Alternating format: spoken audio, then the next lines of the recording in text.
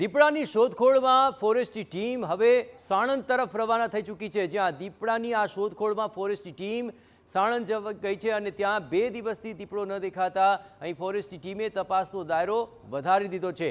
આસપાસના વિસ્તારમાં દીપડાના ફૂટમાર્ક્સની ચકાસણી પણ શરૂ કરવામાં આવી। દીપડાની મૂવમેન્ટ પર હવે ફોરેસ્ટની ટીમની સતત નજર છે, જ્યાં અમદાવાદમાં શરણદીપ સોસાયટી સામેની બાજુ આ દીપડો મળી આવ્યો હતો। વાઇલ્ડલાઇફ રેસ્ક્યુ વાનને સામેના પ્લોટમાંથી હવે ખસેડી દેવાય છે। સોસાયટીની આજુબાજુમાં આવેલી ઝાડીવાળા વિસ્તારમાં 1 દિવસ સર્વેલન્સ હાથ ધરવામાં આવ્યું હતું અને 1 દિવસના સર્વેલન્સમાં દીપડો ન મળતા જગ્યા બદલવામાં આવી છે। થર્મલ ડ્રોન સર્વેલન્સમાં પણ દીપડો હોવાના પુરાવાઓ હાથ નથી લાગ્યા। તો એક તરફ દીપડો મળી નથી રહ્યો અને બીજી તરફ અમદાવાદના આ વિસ્તારની અંદર પણ હજુ પણ દીપડાની દહેશત છે। હવે તેને લઈને સર્વેલન્સ છે તે આખરે વધારી દેવાયું છે, એટલે કે દીપડાને શોધવા માટેનો જે દાયરો છે તે વધારી દેવામાં આવ્યો છે અને સાણંદ સુધી આ તપાસ લંબાવવામાં આવી છે। આપણે જણાવીએ કે જે શરણદીપ સોસાયટી અને તેની આસપાસના હાથમાં જે સર્વેલન્સ હાથ ધરાયું હતું તે પૂર્ણ થયું છે અને ત્યારબાદ અહીં દીપડો ન મળી આવતા હવે આગળના વિસ્તારોની અંદર દીપડો હોઈ શકે એ આશંકાને પગલે આ શોધખોળનો જે દાયરો છે તે હવે વધારવામાં આવ્યો છે। આપણે જણાવીએ કે અહીં હાલ જે દીપડો મળી આવે તે માટે તેના જે ફૂટમાર્ક્સ છે તેને ફોલો કરવામાં આવી રહ્યા છે।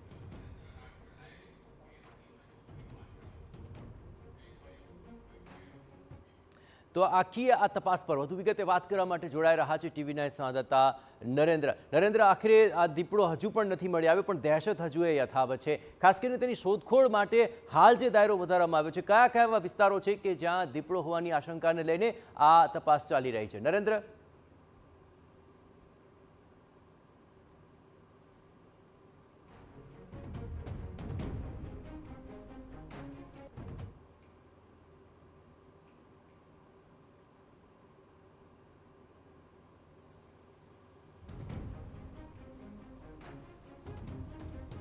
જી પરમ દિવસે રાત્રે 1:10 કલાકે સૌ પ્રથમવાર દીપડો દેખાયો હતો અને ત્યારબાદ તુરંત જ એ વિસ્તારમાં તપાસ હાથ ધરવામાં આવી હતી। ગઈકાલ આખો દિવસ, આ સિવાય રાત અને ત્યારબાદ અત્યારે હાલ થોડીવાર પહેલા સુધી એ સમગ્ર સામેનો વિસ્તાર છે ત્યાં તપાસ કરવામાં આવી રહી હતી, પરંતુ ત્યાં કોઈ પણ પ્રકારનો દીપડો મતલબ અત્યારે હાલ હોવાની શક્યતાઓ નહીવત જણાઈ હતી। એના જ કારણે જે ટીમ છે વન વિભાગની, એમના દ્વારા લોકેશન ચેન્જ કરવામાં આવ્યું છે અને એ લોકેશન બદલીને અત્યારે હાલ કાણેટી અને સાણંદવાળો જે સમગ્ર વિસ્તાર છે ત્યાં અલગ અલગ ટીમો બનાવીને એમના દ્વારા તપાસ કરવામાં આવી રહી છે। થોડીવાર પહેલા જ જે વન વિભાગના કર્મચારીઓ છે તેઓ અંદરની તરફ ગયા છે।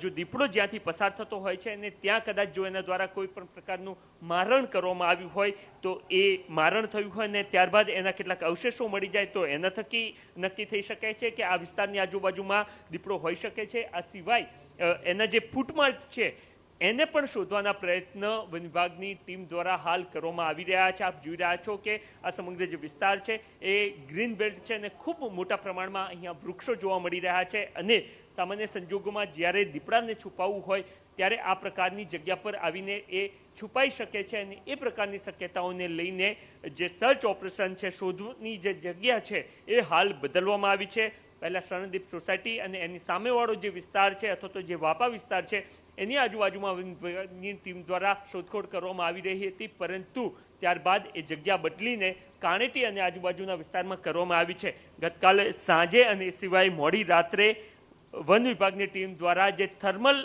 કેમેરા હોય છે એના થકી, ડ્રોન કેમેરા થકી એ શોધખોળ કરવામાં આવી હતી, સર્વેલન્સ કરવામાં આવ્યું હતું અને સામાન્ય સંજોગોમાં એ જે થર્મલ કેમેરા છે એના થકી એ બાબત જોવા મળતી હોય છે કે એ બોડી ટેમ્પરેચર થકી નક્કી કરતું હોય છે। જેમ કે મનુષ્યનું બોડી ટેમ્પરેચર કેટલું છે તો એ પ્રમાણે આ મનુષ્ય હોઈ શકે છે, એ પ્રકારની પુષ્ટિ એ કરતું હોય છે। અને એ સિવાય જો કોઈ પ્રાણી હોય તો કયા પ્રકારનું પ્રાણી અને એના બોડી ટેમ્પરેચર થકી એની તપાસ થતી હોય છે। ગતકાલે એ જે થર્મલ કેમેરા છે એના થકી શોધખોળ થઈ હતી, પરંતુ એમાં દીપડો ત્યાં હોવાની શક્યતાઓ નહીવત જોવા મળી હતી અને એના જ કારણે લગભગ 10 થી સવા 10ની વચમાં હમણાં થોડીવાર પહેલા જ વન વિભાગની ટીમ દ્વારા એ લોકેશન ત્યાંથી છોડી દેવામાં આવ્યું છે અને ત્યારબાદ કાણેટી અને એની આજુબાજુનો જે વિસ્તાર છે ત્યાં અત્યારે હાલ શોધખોળ થતી જોવા મળી રહી છે અને જે પ્રકારની આ જગ્યા આપને જોવા મળી રહી છે એના પરથી વન વિભાગને લાગી રહ્યું છે કે આ પ્રકારની જે ખૂબ વધારે ગીચ